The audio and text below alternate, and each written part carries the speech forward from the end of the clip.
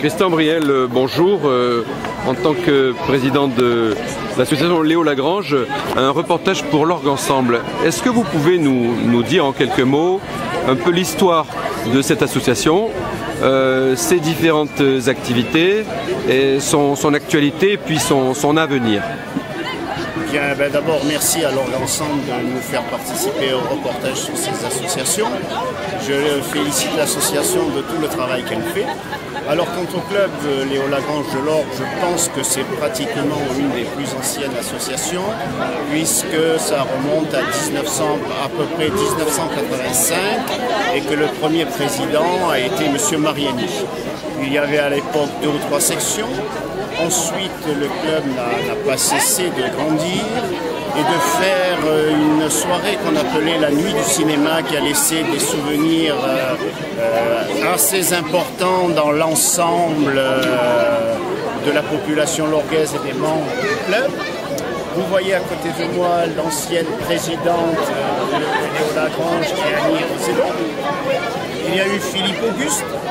Et pour arriver donc après à son extension avec Annie Rosello, où on est arrivé pratiquement à l'heure d'aujourd'hui à avoir 20 sections.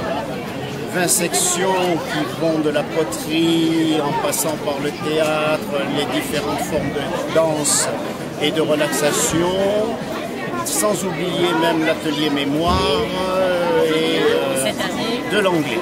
Alors pour cette année, on a une nouveauté. Depuis 2 ans, nous nous battions pour l'avoir. C'est le taekwondo, qui est une discipline d'art martial et qui demande un contrôle de soi-même, ce qui, je pense qu'à l'heure actuelle, pourra bénéficier à tous les jeunes, y compris aux adultes, qui perdent souvent la patience.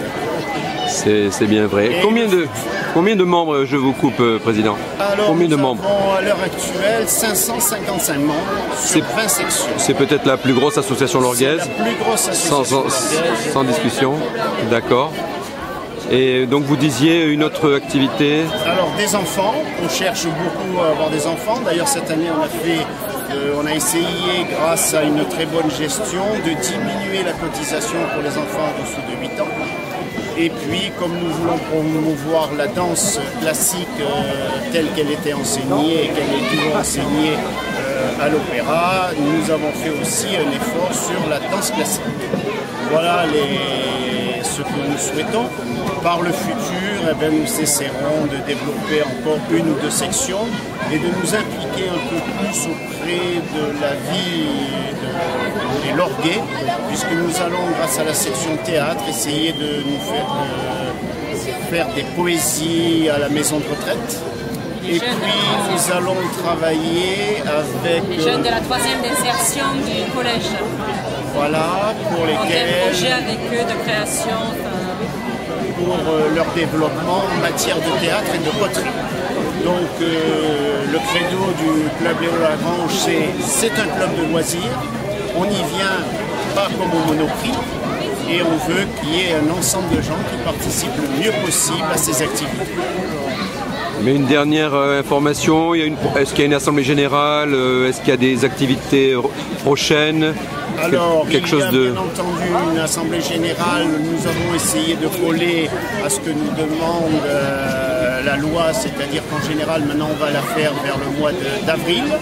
Et ensuite, nous avons nos 3 galas, danse classique, danse orientale, jazz, et bien entendu 4 ou 5 représentations au niveau théâtral qui est animé par Philippe Balbe, qui est notre vice-président.